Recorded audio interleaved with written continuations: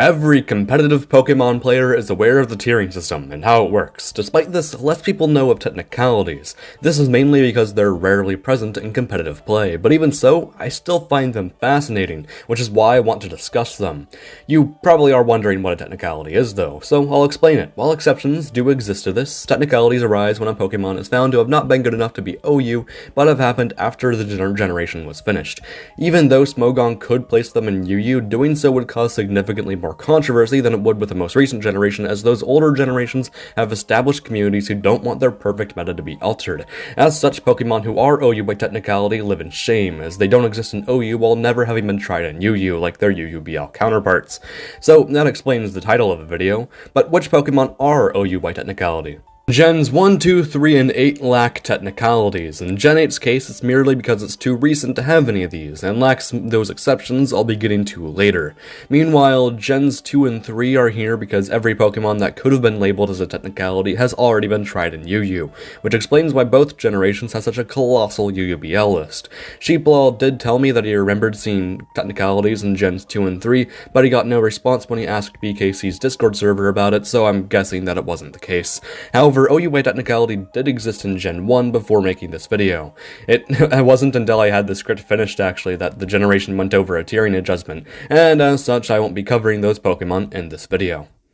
Gen 4 is the first generation where this concept started to truly be adopted. With an influx of cool new Pokemon, many of them were hyped up, which caused their usage to be high even if they weren't good. A textbook example of this is Dusknoir, who's probably the worst Pokemon I've ever seen in an OU tier. It's slow, frail, and its attack isn't even all that special. All it can do is take a single hit, potentially Will-O-Wisp, then Shadow Sneak before it dies. Sure, Shadow Sneak is nice, but it just can't make up for how shit it is compared to Rotom. Another meme dumb Pokemon here is Electivire, who's also known as a noob trap. It has a cool ability and a ton of coverage, so it should be good, right? Wrong! It struggles from a lack of power, which makes it so that even if you can set up a motor drive with the unreliable Gardevoir strat, then your effort won't end up being worth it, as any half-decent player should have a way of defensively or even offensively checking it. Similarly embarrassing is Jolteon, who is a shadow of its former self. While in Gen 3 it had use over Zapdos due to its high speed, that's no longer as important when Choice Scarf is such a common item. Combine that with its pitiful offenses, and this meta just wasn't kind to it. It wasn't until after finishing the script that Mamoswine was added to this group. It seems fine on the surface, with an absurd offensive stab combination, but it struggles to deal with certain defensive Pokemon while crumbling to a lot of offense. To be fair though, it's probably the best Pokemon in this video. Above all these though, none is a bigger joke than Ninjask. You know it sucks when I specifically built a team around it to embarrass low ladder players. Having once been a godsend on Baton Pass teams, it destroyed the meta to a point of banning the move outright for the first time in Pokemon's history. That didn't happen until after the generation ended though, so Ninjask was forced to stay in OU, where it could only perform as a sweeper. A sweeper with no offensive prowess or coverage, by the way. Yep, there's literally no reason to use it on a team, especially when it dies so quickly to priority moves and Stealth Rock while being outclassed by the already outclassed Yanmega. Meanwhile, Shaman's actually been pretty good throughout its life. It faced competition with Celebi, but with its lack of a psychic typing and access to Seed Flayer, it was able to carve a niche. That was until after the generation ended though, and people started to use Celebi more often. Smeargle was yet another fixture on Baton Pass teams, so when the move was banned, it was left without a niche. It could perform as a lead, yet it was severely outclassed in that role by Azelf and Aerodactyl. Snorlax just sucks. I have no idea how it survived the jump between generations. Where's the hype when it can't even start a sweep? Tentacruel is a neat idea. It can set up Toxic Spikes while rapid spinning away opposing hazards. Unfortunately though, there are better Toxic Spikes users, and Rapid Spin is only good on one Pokemon. Plus, most good Gen 4 OU teams just deal with hazards instead of removing them, due to how popular Rotom is to spin block them. So Tentacruel just ends up lost in the shuffle. Umbreon is a pathetic excuse for a defensive Pokemon. The same applies to Vaporeon, by the way. I have no clue how either of them ended up here.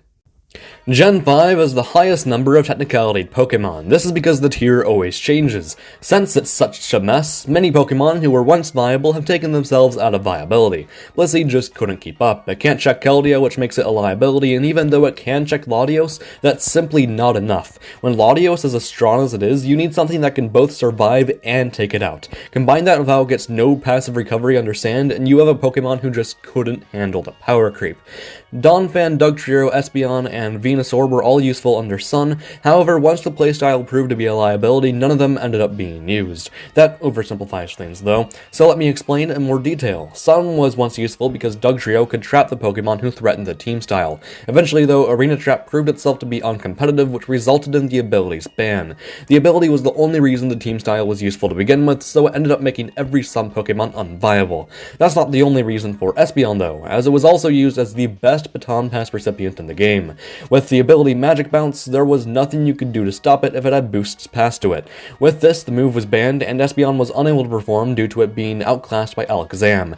Haxorus is blatantly outclassed by Kyurem Black. Even before the Pokemon was introduced, it still struggled to keep up with its mediocre speed. Now you can theoretically use it on Dragmeg teams, but why would you? There's so many Dragon types in OU, so just pick a good one! Similarly outclassed is Apollon, who you literally cannot use on Sand teams. Tyranitar is so important in keeping the meta alive, as it not only Pursuit Traps one of the most blatantly broken Pokemon in the meta, but it can also pack a punch while being bulky enough to take hits itself. When Tyranitar is so useful, you cannot use Apollon. Infernape was similar to those Gen 4 Pokemon. It was overhyped, which led to a lot of usage, but it tragically just wasn't good enough to be useful, with that while it simultaneously being too hard to fit on any team to begin with. When Zapdos is UU, it makes you wonder how Jolteon survived that fate to begin with. Lucario is just Infernape 2.0. Metagross is too slow to make any real offensive impact. When all rain teams look the same, it should be no wonder why Vaporeon struggles to find use. Plus, it's a liability as a defensive water type when you already need Tentacruel on every team. So, those are all the Pokemon who officially have this label. But since Gen 5 OU is such a clusterfuck, there's a few Pokemon who are officially OU but still suck ass. If the point of technicalities are to point newer players in the right direction in terms of team building, then they failed. So, I'll do their job for them. To start, we have Fortress and Ninetales, who are exclusively used on Sun teams, and since we've already established their lack of use, we can now move on. Also, Fortress is really bad in Gen 4 OU2, for anyone who's wondering. I have no idea how it avoided the technicality fate. Before being told by Sheeplol that Hydreigon is bad, I was surprised. I mean, it crushes Sand Balance, which is one of the most consistent team styles in the game. Sure, it can't do shit to their bulky water, but it's still something that had to be considered in team building. That's what I thought. But there's two reasons why you shouldn't use it. Firstly, Latios is just better than it, with Hydreigon's main advantage being that it can't be Pursuit Trapped, and along with that, it's incredibly hard to fit on a team anyway, when Latios is a requirement on every rain team to begin with. Overall, it's just outclassed. Finally, there's Toxicroak, who just struggles to find a spot on the rain teams it works best on. Gen 6 OU started a trend of technicalities being less common, so their circumstances typically end up being more unique. To start with, there's Dugtrio, who was retroactively put here after it was found out how broken Arena Trap was in Gen 7. With this acquired knowledge, Arena Trap was banned in Gen 6 OU. Now, we already know that Dugtrio isn't useful without Arena Trap, so it only makes sense that it would end up being here given the circumstances. Meanwhile, Mega Garchomp, Mega Latios, Mega Slowbro, and Mega Tyranitar were all outclassed by their non-Mega counterparts. Given how you had to use the original forms to use them in lower tiers too, it ended up being realized that these Mega Evolutions couldn't be used or even tested in UU, even if they weren't good enough for OU. Meanwhile, Mega Heracross is a different story. It was hyped up for its incredible attack stat, but was realized to be bad when it was too late, as its middling speed took out any hope of it being useful. On the opposite end of the spectrum, Raikou proved to lack too much power to be useful. Although the idea of having a non-Mega version of Mega Magnetric was nice, it ended up not working in practice. Volcanion is a good Pokemon in theory. It has a unique stab combination which threatens a unique variety of Pokemon. Its speed stat isn't even all that bad, so what's the problem? The Pokemon itself isn't the problem, but instead the environment around it. Gen 6 OU is a very fast-paced meta where wall breakers need backup plans, which is why Azumarill is generally more useful, as it has Aqua Jet to beat sweepers and cleaners. Gen 7 OU is a time where Smogon realized that they couldn't just let unviable Pokemon stay in OU, so a lot of changes were made. As a result, the only technicality to have ever existed since is Mega Garchomp, who was outclassed by its non-Mega counterpart. Other outclassed Megas ended up dropping to a lower tier or becoming useful in OU, so Mega Garchomp remains the only exception. Damn, it feels like it's getting harder to end these things. I mean, I was never good at it, but Jesus Christ, this truly is something else. I don't know, I guess I could mention how this is one of my most researched Pokemon videos, but it's got nothing on next week's video, so I hope you're all hyped for when that comes out.